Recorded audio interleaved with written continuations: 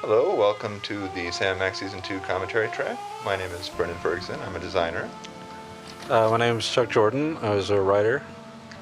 My name is Heather Logus. I was a designer. I'm Dave Bogan, art director. This is Dave Grossman, designer slash design director. So, episode 1, this is the one that takes place at the North Pole with Santa Claus. And I remember that we wanted to start the season off with a bang. There were a few things we wanted to do. One is to have a, exciting Indiana Jones-esque beginning.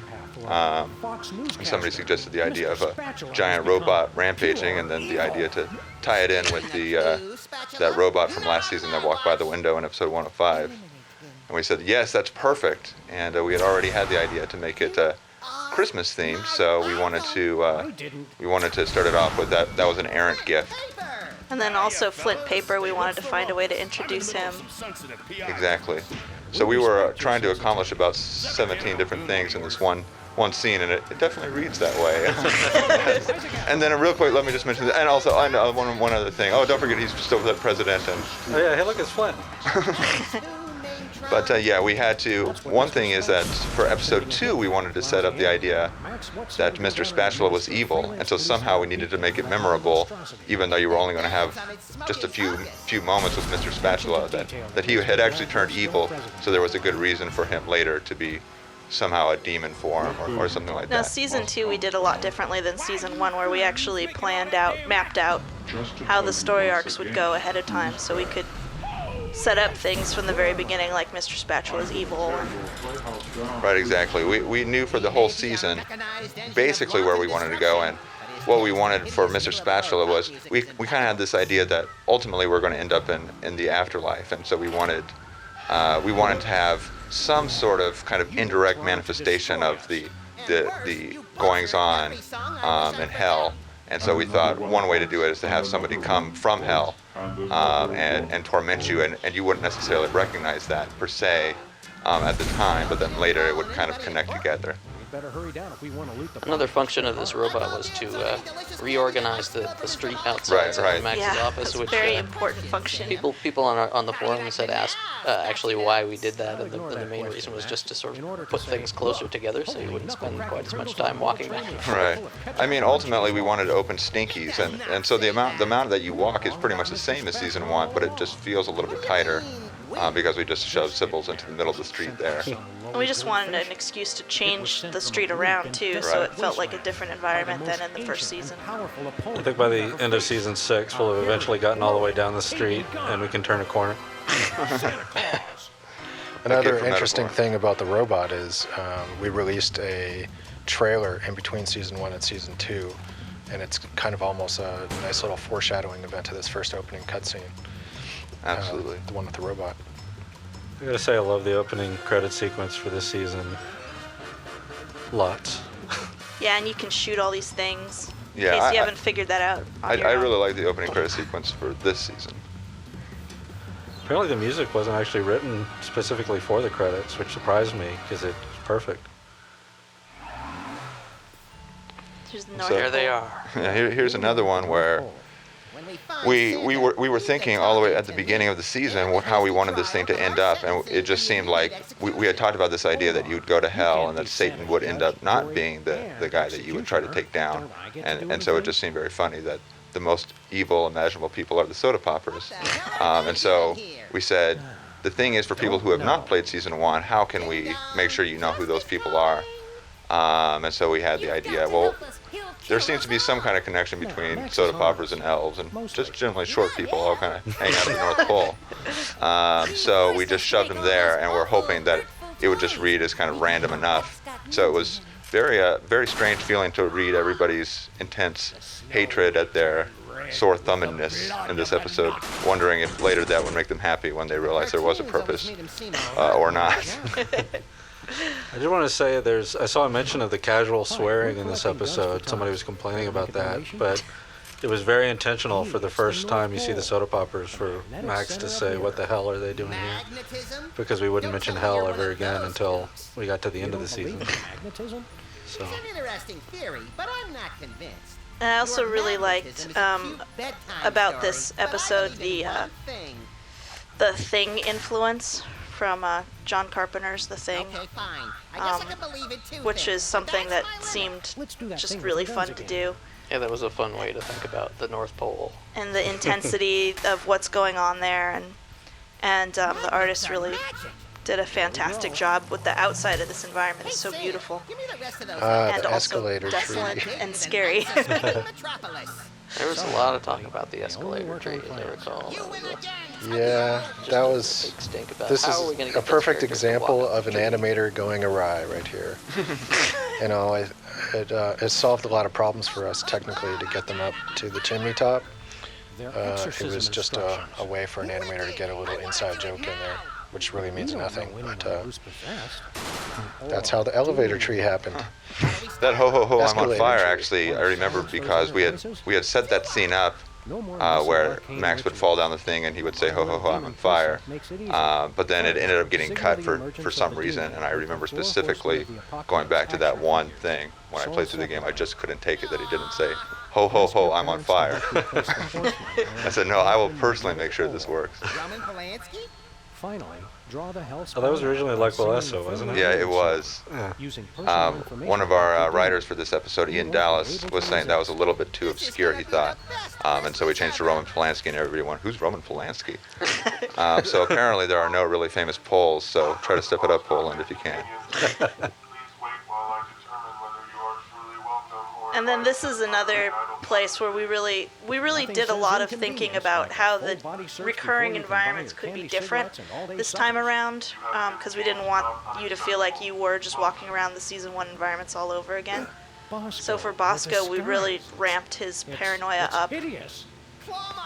Yeah, and this again is kind of kicking off his whole arc for the entire season. Just the instant you walk in that door, you know something's going on. Right. Yeah, last season we went with a whole paranoia theme, so this season we try to really set him apart by making him very paranoid. No, but actually But to me, we just brought it to a whole new level, though. yeah, we did kind of wrap up that story finally. And a nice kind of refreshing visual change also. Yeah, just change the color of a room. Oh, Is, what? That was everybody's favorite line. I think my package is the bomb. Sam, you poor naive fool. Don't you realize the time for disguises is past? Yeah, you poor naive Thank fool. goodness. The Don't you disguises were realize getting that- a little bit short. yeah. Disguise could never I personally protect could go on you. forever with disguises, but that's just me. Them? That wasn't just a running joke. That was a. That was me living out my own fantasies. I'm not sure if you noticed, but this ain't a store no more, man. I love that too. The haven't bathroom noticed door with anything. the crazy lasers all over it. Yeah, I think this season really started kicking off our putting more focus and attention on actual effects in our games, and Yeah, the you'll effects see are as the outstanding. episodes come one by one, everything gets a little more complex and crazy and nicer looking, especially by the end episode with all the snowflakes. Do you have Yeah. any Craziness. arms capable of being used as replacements for your real arms? Didn't I just tell you this ain't a store no more? So for this episode, we had two writers that we brought in. One was Jeff Lester, whom we used last season. He did a lot of this dialogue with Bosco and around the street, did a great job. And we also had, as I mentioned, Ian Dallas, who came and helped out with the design and writing for this episode and also the next episode. And thank goodness for those guys. They did an outstanding job. And we were really pressed when we were making this episode. We were doing episode 1 and 2 essentially at the same time. And it was a nightmare. And then luckily we brought Chuck in. We got him just in time, and he was able to do a script doctoring pass on this episode. Yeah, I was going through just trying to make everything sound consistent, and it would have been totally impossible to do if it hadn't had so much stuff in place. Because, I mean, to this day, I still conflate episode 2 and episode 1. Can't remember which is which. I did want to mention that, yeah, 2 of my best gags in the whole season are from this episode. That Jeff wrote one about was I a fortune teller or a sports therapist? And The crystal balls one. Ian wrote the one about the elf saying, "It's always in the last place I look, like my tumor." Those were good lines. The Stinkies. We never close. I liked how you said those were 2 of your best lines. I'm Oh, of your did I best say moments. two of my favorite? Is what I meant to say. Those were two of my best. All of my best moments were by Chuck. Yeah, that's what my best work is always done by others. I did all the good stuff. That does sound like Grandpa. This was really, really fun. We're ready for the next round The of interior trivia. Stinky's And the Diner question here, is, and when did the War of 1812 Stinky herself. begin? A. 1812. B. 20,000 And years she BC. originally was C.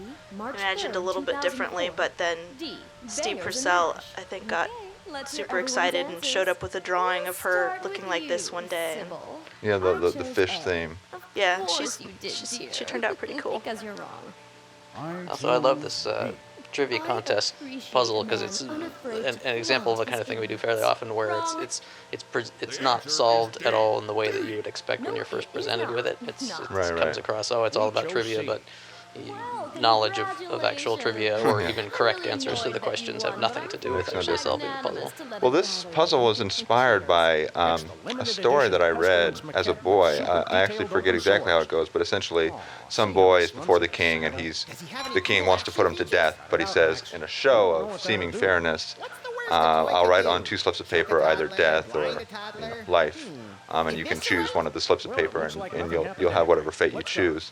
But the king writes death on both slips of paper, and the boy knows it. So what he does is he takes one of the slips of paper, eats it, and says, "Let's see the other one."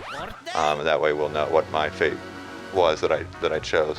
So since death's on the other one, he knows he should get life, and so everybody they have to let him go free. So this was the same idea, was that you would force all the wrong answers, so that the only one left would have to be right. That's my lucky glove cuts. Jimmy Two Teeth, what are you and your unsavory pals And there are doing mariachis to in this burn season down too, Husker this apparently. robot? The first rule is. Yeah, that a mariachi? they keep seeming to come up. without Husker this robot. Hey! So that was another one where we certainly did plan that they would be the guys in episode 4, so that this whole thing that they would just keep reoccurring for everybody's I always thought birthday being was shipless and lazy was its intentional own from the reward. beginning. They're giving out trophies now? Boxing championship, wise guy. And we also had See this ya, idea of suckers. converting the robot into some kind of rat haven. It's the super exclusive Possibly a war casino. action figure with extra. Hey, where'd the boxing go? There are pieces missing. See the box. The boxing was great. That was my favorite minigame of the entire. I never thought we were going to get that in the design that we wrote for this episode. It said, and then right here is where it would launch into a boxing minigame if we had a time to do that. Anyway, at the end of it, the thing comes flying out. But our production staff really worked wonders on this episode and the whole season. They got it done. It's amazing. Mark Mark Darren. Darren. And Mark Darren, who is now working on Homestar Runner, he programmed that game. Well, he's Did a great job. Let's grab the package and let's get. Which was highly inspired by Punch Out. It's the supersized Indeed so. Punch Out was one of my favorite games for the original Nintendo, and in the arcade. Didn't they say that we actually got the voice actor for the original Punch Out to do the voiceover Did we for get this? him for this? Yeah. Gosh, I'm blanking on his name right now. But he was a voice for the arcade Punch Out, when he's the guy that says body blow, body blow. There ain't no place Yeah, safe. he works with BA Sound. Yeah, He's yeah. done other things for us as well. Look him up in the credits. Oh, Yes, I'm is blanking that J.S. too. Gilbert? The voice of the dragon I from think Bone, it's yeah. J.S. Gilliam. Yeah. Yeah. That door demon free. Yeah, he was really good. I did have to coach him a lot. I said, no, it's more like body blow, body blow. Wait, And this guy is fantastic. Which guy? no. The monster. Oh, yeah. Remember Dave Bogan showed me drawings of this guy, and it was just so fantastically exciting. He's pretty cool, but he turned out to be quite a nightmare. How come his gun isn't in there? Read the back of the He's a instructions. There's a bat. Yes. But he was very, didn't ship I really us wanted him to be some kind of Very tentacly, important. like Make sure you have H.P. the spirits Lovecraft of Christmas inspired to contain the creature, beast but he also when kind of you had to screw look him. like he was made out of jello. It's So- up to you to save Christmas. I also think the elves were a pretty successful design. Actually, Yeah. the balance of cuteness to creepiness is, I think, pretty perfect. It was pretty much all through the teeth. Yes. Yeah. Assuming you want exceedingly high creepiness factor, in which case, yes, it was perfect. It's always Know us? the balance is always a little off. Those who have ever ruined Christmas. So this is actually the plot line that I remember wanting from the beginning for this episode, that you would do some kind of Christmas Carol thing, because I'm always really interested in finding ways to revisit places in a different light. So I was really intrigued by the idea of going to Christmas past and future and so on.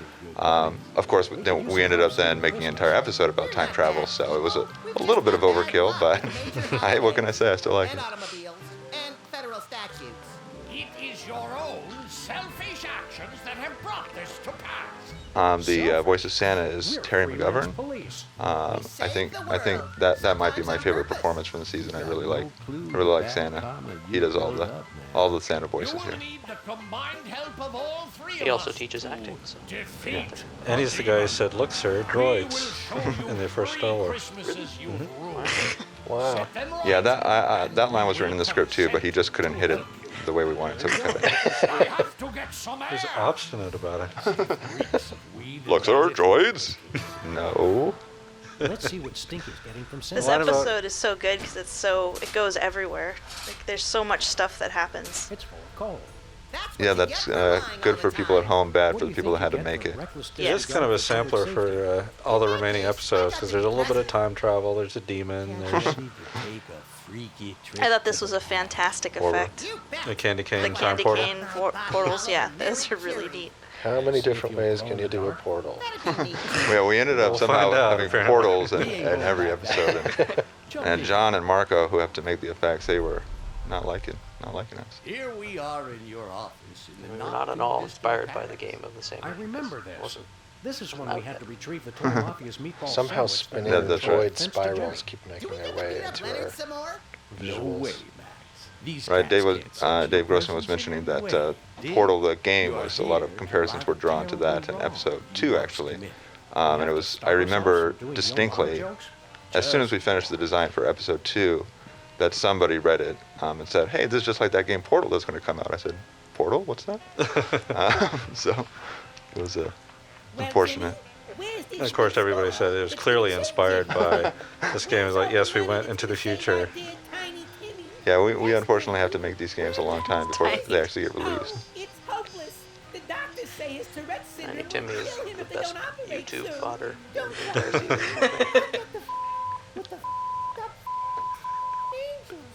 It's all a bust, I just Mary. can't Every see just- time I that try and to not make an honest living, Separate. Sam and Max smack me down. I can't stop laughing. Tiny kills me. I know, Mary. And you know, I think I didn't.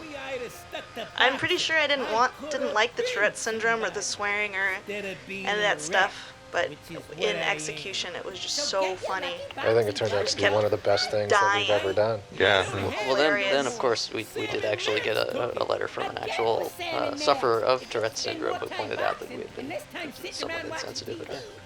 Yeah, our depiction of Tourette syndrome for you people at home is not intended to be authentic. No small rats actually have Tourette's experience these symptoms.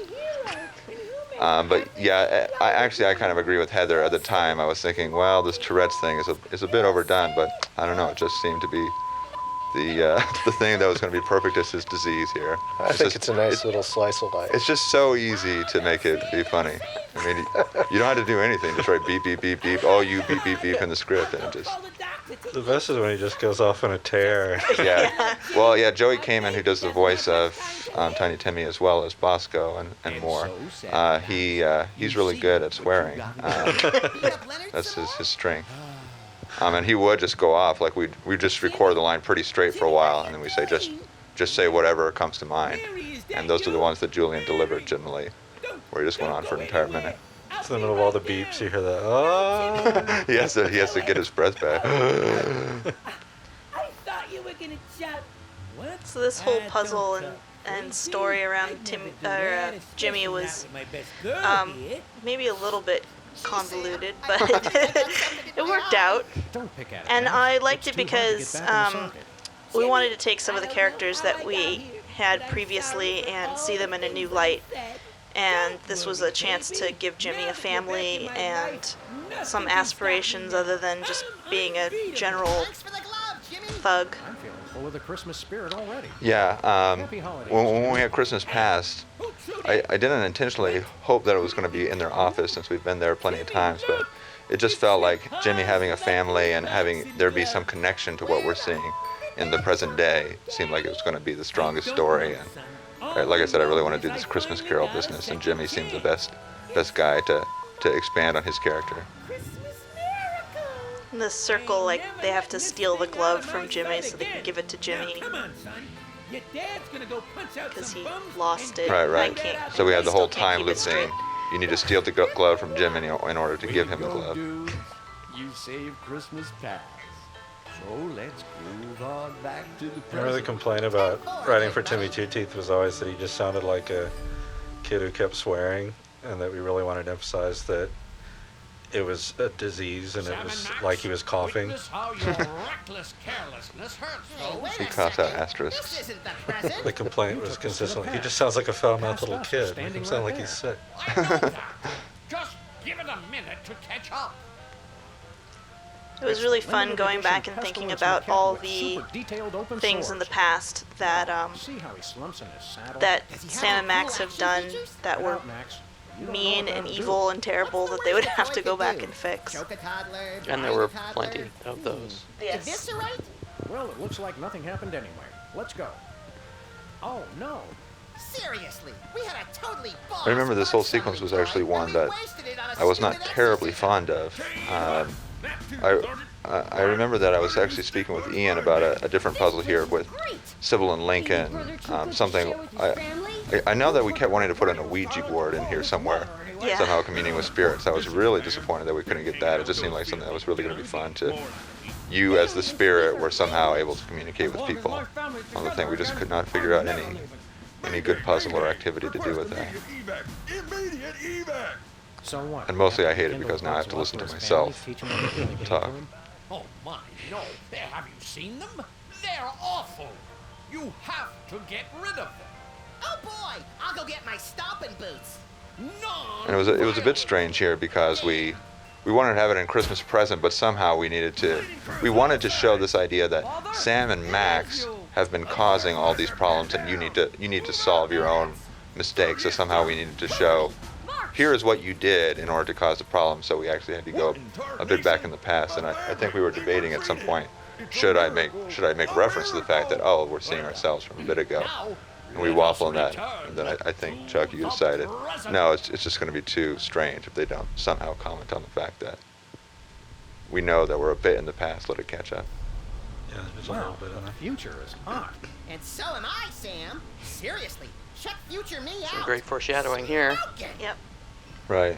Very, very strong foreshadowing. Well, Max, unless we learn how to fly, Is we're this destined foreshadowing? to spend the remainder The of our lives on a tiny so little again, we coast. knew where we wanted to end up. It was kind of, we had to make it obviously characteristic of hell, but at the same time, it seems enough like it could be a volcano or something else that there's a certain amount of ambiguity there. Sorry, buddy. I already ate This it. was Just your also average hard ordinary because pit of lava. yeah, this was hard because we wanted to foreshadow, but we also didn't really know what was going to happen when you wound up in hell, Right. or what you were going to do there, or any of that. So we had to kind of do this in such a way that gave us some flexibility down the road. Right. You know, Max, we could So find a way to basically, get our episode future 5, selves the out of entire this episode place. is just, I don't care what happens as long as sometime they end up in a pit of lava. And they need a sled. And they have to pick up a bag of pork rinds, apparently. Yeah, we remember that actually a bit later. That was just a throwaway joke for the scene, but then for episode 5 we said, oh, because, well, we'll talk about that for episode 5. I won't get ahead of myself since we'll have plenty to talk about that. I stopped paying attention halfway through that sentence. I wonder if our ghosts are here guiding us right now. Hey, past me! Check this out! Shake that thing! Classy as always, little pal. Now let's get out of here. I'm gonna miss that sexy beast and But yeah, his fat that's another one of these sidekick. scenes that I like, where Hey, you're going to see it from two different perspectives over the course of the season. We're always trying to milk every scene we make for all it's worth. Of course, it ends up not saving us all that much time because then we end up having to just redo it, the whole scene anyway, because of this, that, or the other. But Is that all? the intent was to, Starts out with good intentions, yeah, which is how we ended up in hell. yeah, Starts that's out- how we paved the road, exactly. What's he gonna do? Give him the silent treatment? I love the whole spirits in a bottle No! Stop! thing. The way you collect the spirits. Yeah. Never underestimate I remember the that power was of kind of a that last last minute. We knew that you had to solve each of the spirit's problems, and then somehow you needed to some manifestation of, okay, I'm making progress. That seemed a good way to tie it together. Tune out those bad vibes of destruction and get with the spirit of peace, man. Reject violence and Here's another good one where it's purely a directorial decision to have all of the violence occur off screen here. Has nothing to do with wanting to save time or money. That's brilliant. Brilliant. Santa, you can come And then he down turns now, into a plate man. of jelly. That's about it for us. Happy New Year, everybody. Love that candy cane Yeah, I tower. love that. Well, I hope you boys have learned your lesson. And so yeah, this was, it seems classic horror movie style, like The Thing, to have a false dawn or something. And so that was certainly part of the plan all along, to have you feel like, yay, I won, I did it, I beat the demon, and then to have some. Ho, ho, ho! Jello! Sinful. Santa, no! Don't eat the jello! Oh, I don't feel so good.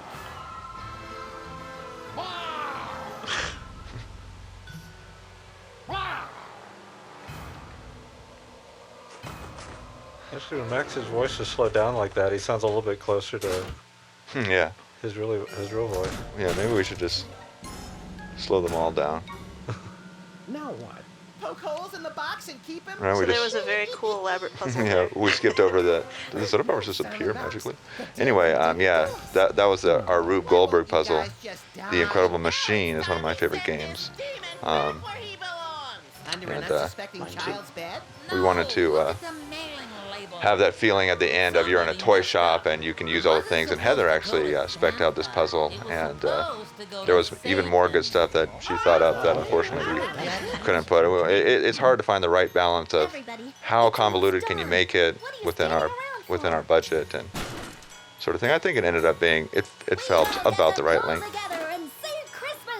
That was a clever thing on the label there too, where it said Lower Manitoba. I remember quite a few discussions about how to disguise the fact that the Right. thing had been sent from the Dakotas, which Right. were the soda poppers. To I the don't think government. anybody has ever mentioned that. I never heard anybody say that Lower Manitoba is supposed to be the Dakotas. Lower Manitoba equals the Dakotas. I had to look that up on the map. What is just north of North Dakota? All I knew was it's Canada. Say, Max, you think That's we should have Manitoba. waited for them to load the presents before we drove The off? joke that Dave sort of said was a hee-haw joke. I remember that. Hee-haw. Yeah, Telltale. Hey, Sam and Max. This is season 2. And this is the best opening scene known to man. I guess we should introduce ourselves. I'm Jake Rodkin. I do graphic design and various internet things. I'm Will Armstrong, lead QA. I am Jeff Saar, character animator. I'm Emily Morganti, marketing and PR. So we're a weird group to be doing the commentary for the first episode, but that's cool. But we love Sam and Max. That's a great little stick figure with a bloody head in the background. This is a scene that was like the scene that everybody knew about long before anything else on the game was being worked on. And I just remember hearing about this for months about how awesome it was going to be.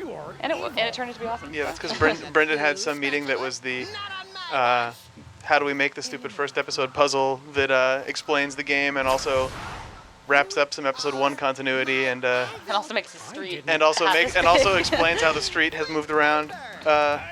I think it was originally not Mr. Spatula. It was originally supposed to be the Canadians who were out for revenge after Max gave them a bum deal on the country in 106, but I guess they wanted Mr. Spatula. And I remember also we had kind of decided in the web team that Max was not going to be president anymore after season 1 just because we didn't want him to be. Didn't want him to be, and we had all these plans to talk about how he had been removed from office and all that, and then we found out that the writer who was doing this had already written the opening scene, assuming he was president. So, oh well. Yeah. So who is Flint Paper beating up back there? Did we ever find that out? No. Random mook. Must come down. It's a dude. Who's making all that damn racket? Just to tell you once again, Good arm on that one. I'm gonna tear your playhouse down pretty soon. I never really understood this robot. Is this Max's robot? I think it's one of his. I was under the impression that it was a toy replica, a life-size toy replica Of his robot? I don't know why I thought that. I think Brendan or Chuck might have told that to me or someone, but they might have been lying to me because they. Yeah, you might have just made that up completely. Well, I ask a lot of the same sort of ridiculous questions that people on the forums ask of Brendan, and then he just lies to me. So. Wait, you mean Brendan lies? I call dibs on any delicious candy that might spill from his demolished innards. I have a question, Sam. Best line. Spatula. I'll ignore that question, Max. In order to say, This is the Santa one. knuckle I totally forgot what this Yeah, was. this is Like, Sam and Max where's this episode going? 201, Ice Station Santa. Oh, I guess the title will be around soon. It's right? coming up. Yeah. sent by some lowly goldfish. That's pretty sad. Oh, actually. there's the thinking shot. What's your favorite? Jeff's favorite that thinking seems shot. to make it in everywhere. A hairy, bloated, pagan god. I got in trouble. Well, not in trouble, but we wanted to put out a press release and say that hairy, bloated pagan god line. And then I went on vacation before the press release went out. And when I came back, I found that there'd been all this back and forth between like 5 different people about whether it was appropriate to talk about pagan gods in press releases, and also tuberculosis. Well, that's because many people in Dan Connor's Family. Yeah. back in Died the of history. tuberculosis.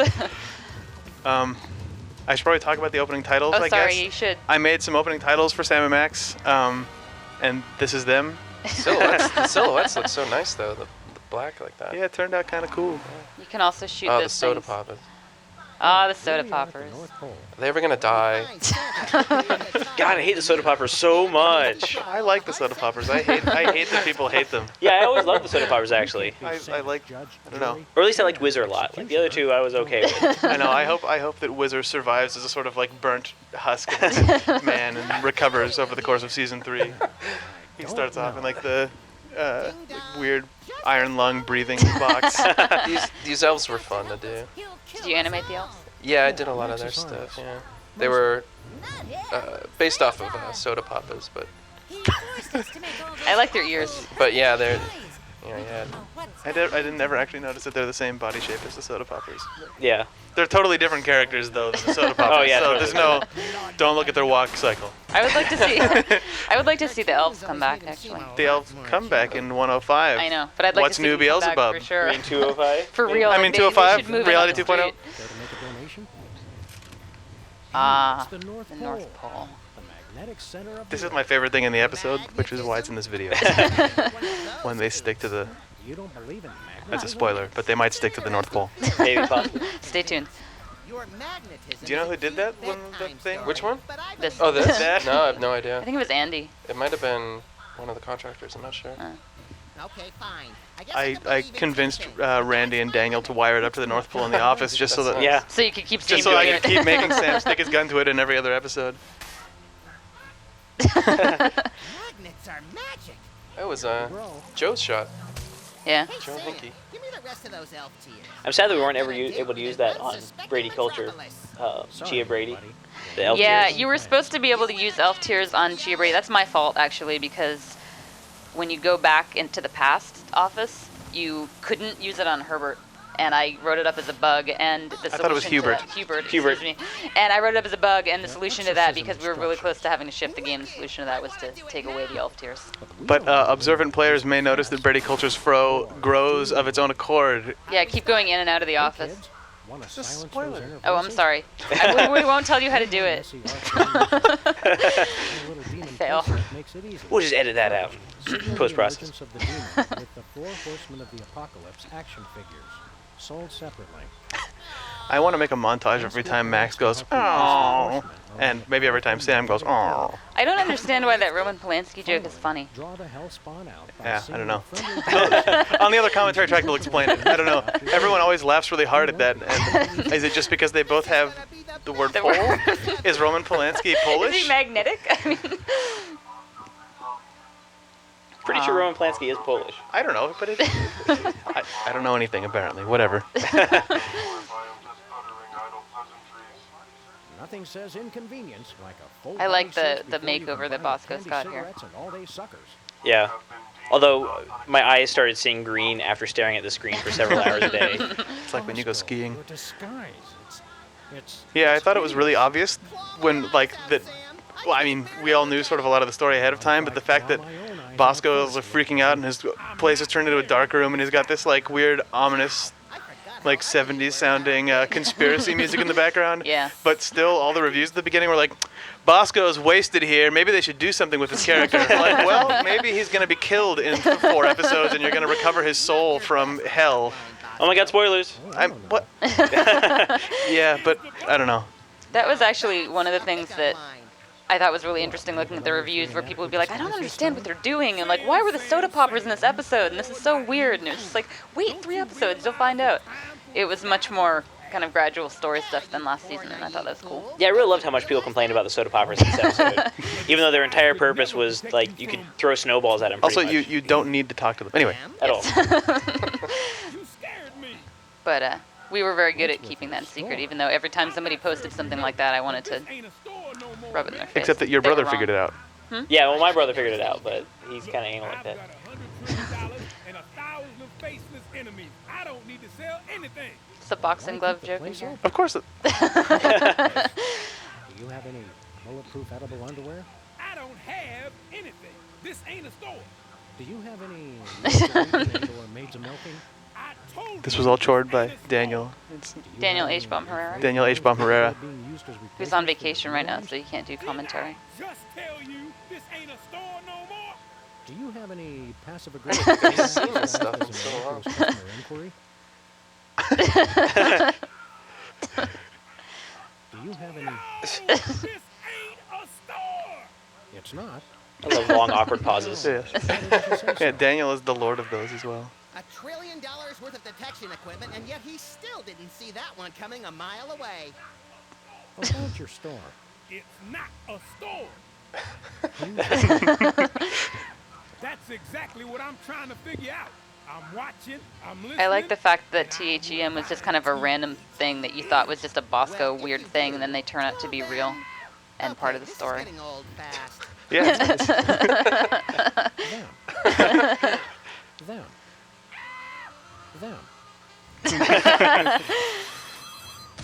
You did that, right, Jake? I did. We had a lot of those this season where if you just kept pounding on something.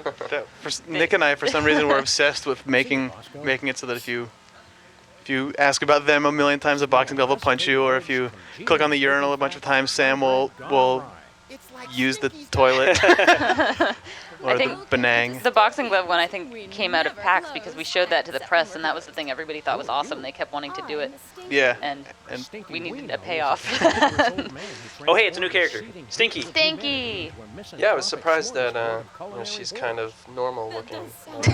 I just wasn't expecting, you know, an actual female or anything. I didn't know what to expect. Who wasn't like when Stinky, like. Oh, right. I wasn't expecting her. I'm glad there's another woman in the game. What? There's the director and Myra. Yep. Is that it? And Sybil. Mary Two Teeth is coming up. Sybil's still sitting? Yes. Yeah, does Sybil actually... Next episode. Yeah, no, next episode. She's got the whole running thing. Where she's running She runs away, but she is sitting down in a slightly different pose, though. Is that Brendan's voice again? That's Brendan the Bug. Brendan the Bug. That's awesome. No, it is not. Please, the it's flies. Theodore Dude Bro. The flies. The flies in the backward. That's Really Marco. Nice touch. Yeah. I'm really annoyed that you won. But I never understood if there's supposed to be a guy. Yeah, in Sal. There's a guy in the kitchen? Probably. Theoretically. Sal, right? Yeah. Yeah. You never really see him do much. You never We don't see him. anything. Yeah. But I mean, No. No like, food ever comes out. we always either. order food, but Yeah. He's being saved for like season 5 when... yeah. Blind a toddler? Eviscerate? Well, it looks like nothing happened anyway. Let's go. Hello, sir. Oh, man. Oh, I thought you were my What? Yes. They always try to surprise me on my Oh, birthday. There he is. this guy. This was my favorite thing at the beginning of season 2. I was obsessed with the mariachi. With the mariachi. Because I really hoped that people would have no idea what the hell was going on, because I still don't know. it's That was yeah, it's I don't know, it's people's expectations for our games are I mean, admittedly, kind of based on reality that we don't entirely have the resources or time with the episodic schedule to just make things that just come out of nowhere and serve no purpose. So I thought it was really cool that from day one we had this. Random. Yeah, just a crazy dude show up and play a trumpet in someone's face, and then he runs away, and you don't see him again until next episode. I like that you didn't even have to stumble across it too. It's pretty easy to beat the game without ever finding the mariachi. Yeah. Because people didn't talk to him the second time. Coming up is our first ever minigame, but I don't know if it's in this video. Didn't you make this video? Our first ever. It's Oh. So you just missed Boxing Betty. You should play the game. Our first ever season 2 minigame, rather. Yeah. There's a cool punch-out thing programmed by Mark Darren, who is now off in Strong Bad Land. When right before this episode was going to come out, actually this goes back to the thing about tuberculosis and hairy pagan gods. Somebody from Game Tap was visiting, and we were talking about. Do you have anything like that that's a problem? Like just so let us know what are the things that would be a problem, like tuberculosis or hairy pagan gods. He goes, the only thing I can think of that would be a problem would be if you made fun of suicide. and you're not going to do that. So that's fine. And everyone from Telltale around the table kind of looks at each other like, uh-oh. It turned out not to be a problem, but we had to go into the script and like highlight the word suicide every time it showed up. And all the parts where Max tells the guy to jump off to kill himself. Wait, where's my package? Dear God, they took it. They took Sam. I like that Bosco's obsessed with his package in this episode. Now that's a pickup line. It worked. Oh, this was Tim's big cutscene for this episode. The exorcism. Yep. Yeah. Wow. Never saw that. Yeah, this is all Tim's stuff here. Wait. Huh? But I thought. What?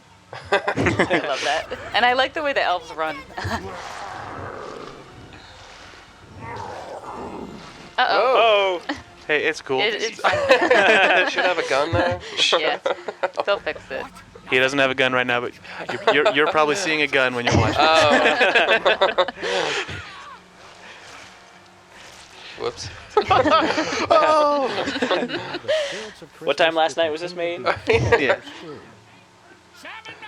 It's up to you to save Christmas. I always love that line. We're screwed. Should we talk about the Christmas special? We made a Christmas special. You can watch it on this DVD, probably. Unless we run out of space. It was the longest Machinima short ever. Is that true? Well, that we made. That's all that really matters. Yeah. Sure, there's other people out on the internet somewhere, but who cares? It was really fun to make. Especially the repeat offender. Silence. No, well, the idea with it was to kind of present the game to people who might not think they like to play games and wouldn't appreciate the humor, and kind of have it as a way that people could get into the series. And it was Christmas themed, and it was near Christmas, so it seemed like a good idea. At the time? It turned out taking a lot of work. I It's a think lot harder to make a movie or a video out of a game than one might think. Daniel showed it to his family at Christmas, apparently. I think he might have been the only Telltale employee to actually take it home. I showed it to my mother-in-law. I took it, but I didn't. Was she confused? Daniel said his family had no idea what was She had no going idea on. what was going on, and she kept like talking over it and asking questions about it. And then my boyfriend got really annoyed, and anyway. Sweet, good story. It was Christmas. It was great. Anyway, there's these spirits. I like them all, but mostly the 70s Santa, who always gets the weird Grateful Dead music. I like the one who doesn't talk. The one with like the slashed With the eye, cyber like who eye. looks like he's been through the cyborg wars or something. It's weird. Yeah, they came up pretty good, the flooding. Let's see what Stinky's getting from Santa this year. Oh yeah. If you read through that sock, Whoa. It's a sock. It's Stinky's stocking, or it's the Stinky's sock, I guess. If you read through that list of good naughty boys and girls and everything, George W.'s on the list, and somebody Oh my wrote gosh. in like, please, that joke is so old. It's like, no, but it doesn't stop being funny. I think that environment was outsourced even, so that's, some contractor has a vendetta against our president. Leonard. Good old Leonard. Here we are in your office in the not too distant past. I remember this.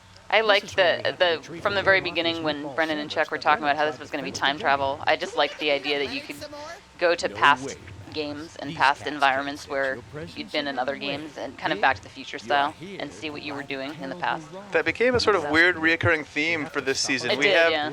we have the Christmas wreaths, which take you back and forward in time. We have the Easter Island portals, and the time machine, and Sam and Max interact with themselves more than any other character. This is the Tourette's thing, right? Yes. Yeah.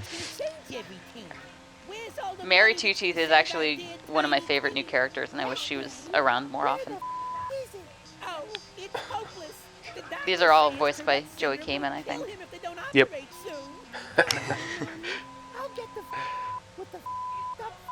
Was all Daniel doing all this? I don't know who did that I think stuff. it was Daniel. I think he showed all this. We also got a couple letters from people who have Tourette's. Oh, no way. Sad. But this is the funny kind, not the tragic, terrible kind. Which is what I am. Poor Jimmy. We really beat up on him a lot this season. I think it's kind of bizarre to me that he's had a family in there all this time, and you never knew. Yeah. You never knew that these terrible things were going on. His kid's dying. His wife leaves him. I think it just shows how oblivious Sam and Max are. Yeah. Yeah, all this was going on during the Mole, the Mob, and the Meatball, apparently. And Leonard knew about it.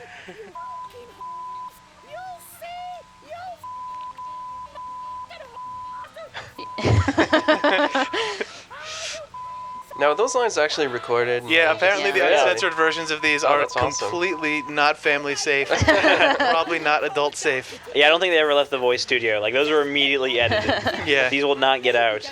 Well, what's funny about that is that they have the actors say a swear so they can get the right inflection stuff, because when they don't, they just don't say it right. But the voice actor who plays Sam doesn't like to do that. So he says buttons He and says stuff. Yeah, there's some hilarious Donuts. swears in 205. Yeah. Button. Yeah, we were Yeah. talking about that. Donut And then the one who plays Max just loves it. Like, Yeah. he just gets off on that. Oh, touching moment. What's the Got my glove best say? girl. Everlast. It doesn't say Everlast. Does it I'm sorry, it doesn't say Everlast. What does it say? I don't know. It says something silly that Brendan or Kim New came Sam up and with. Max season? The headline? What's New this? S&M. New S&M season? Oh, it says Glassjaw. Glassjaw? Right. I don't know how I got here, but I'm sorry for all the things I said. Don't worry, baby. Now that you're back in my life, you can stop me. I remember before we moved into our new office, Jeff and I used to sit next to each other, and I remember when you were doing some of those animations of Jimmy on the ledge. Yeah, and with stuff. the I just boxing remember glove, looking over yeah. like, what the hell's going on? Yeah, well, I was thinking the same thing. Oh, this is a great cutscene too.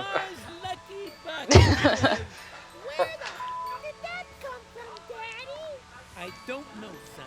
All I know is It's totally like the most Christmas special thing in the entire world. Christmas miracle. And the guitar comes in. never letting this thing out of my sight again. Your dad's gonna go punch out some bums and get you that operation. Way to go, dudes. Way to go, dudes. You saved Christmas past. So let's groove on back to the present. 10-4, good buddy. I wish we could use Santa more. Santa, you Yeah. can come back next year. Yeah. For the next Christmas special. The next Christmas special, we're just going to do a Christmas special every year. It's gonna be like the, 205? Yeah, he was. it could be like the Star Wars Christmas special, where they go around the dinner table and Santa's there. It'd be great. And like Chewbacca must not make it home in time for Wookiee Life Day. That was the worst reference ever. I apologize to the entire world. Somewhere out in the main office, Casey Coleman is smiling though at my Star Wars reference. So I just found out that Leonard is voiced by Casey's dad. Casey is one of our new producers here, by the way. And Leonard's voiced by his dad. Yeah. That's awesome. Really? Yeah. Our lawyer applied. What did he try out for? The voice of Santa and Flint and some other things. Yeah. But he wasn't cast. He wasn't cast. But it would be awesome if Santa was played by our lawyer. We wasted it on a stupid exorcism. I love the rotting sandwich there. It's great. This place is great. I think it's made of rock, isn't it? Brimstone. Brimstone. Brimstone? Yeah, Oh. the brimstone sandwich. Oh, it looks like Brimstone. That looks sandwich. like it's rotted. That sandwich ended Maybe up it's being moldy used like brimstone. several times throughout the season too. Oh, that's right. Next That episode, the there's- rocks get a little lighter when it becomes a basalt sandwich in episode 2. I think What are you talking about? It's a totally different sandwich. I think that all the different bugs here aren't Brendan, just for what it's worth. No, Although yeah. the Two Teeth family is all Joey Kamen, the bugs are all of Yeah. the different voice actors I just think so. being their version of the bug. You have to get rid of them. I'll go get my stomping boots. Aww. That was kind of violent. It's action packed. If you put bleach on top of a bug, I think the bug might die. I think that since he has whatever that thing is, the smell Excess disorder, smell? No. it just makes him talk like his dad. Yeah. And the Stinky apparently stocks bug-sized menus. Now, let us return to the... But wait, we didn't click on all the items. What? Oh, he lied. They're going to the future. Yeah, Yeah. that's all right. Wow, the future is hot. And so am I, Sam. This was another thing that I just loved how all the speculation from people like, when are we going to see that? It's going to be Sam and Max season 12 that comes back. I'm like, or episode 205. Yeah, that was planning one of that those far where ahead. I didn't understand why people didn't immediately assume that this was going to Sometime be in the season. the end of the season. Yeah. But I guess Good that they didn't. Did Marco do that lava? I Yeah, think, I probably. think Marco did the lava Yeah, effect, that or was maybe it was a Marco Brian team up. Sorry, buddy. Oh,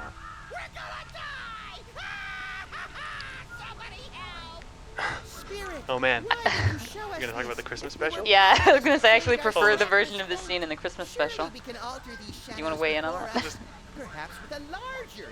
Or chips in the Christmas special. Yeah, this was just solved by when Max says or chips, he just pulls out a humongous bag of chips. We were having trouble turning this puzzle into a thing that made sense. Look, Max, it's Santa's So, And I actually yeah. prefer that version of it. But as you find out in 205, Sam has eaten all of the pork rinds, and there are no more. So and drove it recklessly into a hellish vision of the future, very much like the one we're standing in now. it's good we didn't have to recast Max in the middle of the season this year like we did last year. Yeah, that since we would've- had all this foreshadowing. It's weird that Max finds himself hot pretty much all the time. Especially since he, yeah. Ever since he learn got things that about butt shake Max. animation last year, he does it all the time The now. butt shake and the fingers. Yep. Hey, you could stand to lose a few yourself, smart guy. I love that Sam is so self-conscious about his weight. That kind of gets played up in this season too. Wasn't that something Chuck was talking about how since they can't make Sam all crazy since he's the controllable sort of protagonist, Yeah. they play up his other elements, like the fact that he's fat. he's fat and kind of awkward. Yeah. Tragically unhip. Yeah. In these games, like in the comics, Sam and Max are sort of an equal pair, but in this, Sam's kind of the brains, but Sam sort of lost track of pop culture in the last 20 years, whereas Max apparently surfs the internet. I like this. I just think this is bizarre. Not this what's part. bizarre? The part where they shoot stuff out of their mouths. They blow the wind for Christmas. It's so weird. Who animated this one? This is a chore, isn't well, it? that was Tim. I did all the spirits. Tim, I know Tim did. Yeah, the, So that's you? yeah. The 3 different poses. Tim did the tentacles on the corporate presence. Yeah. That guy is such I a... don't know who chored this. The corporate presence is such a goofy villain. I wish that a little more attention had been drawn to how lame he is, but Tim definitely up to the ridiculousness of that guy. That comes back though in 205. I really like his like personality in 205. Blar, blar. Keep us on the nice list, and nobody has to see this videotape of you wetting yourself and screaming like a campfire girl. Oh, Christmas cheer. Ready for visions of sugar plums to dance in your head, little buddy? It'd be better than the night terrors. Ho, ho, ho! Jello!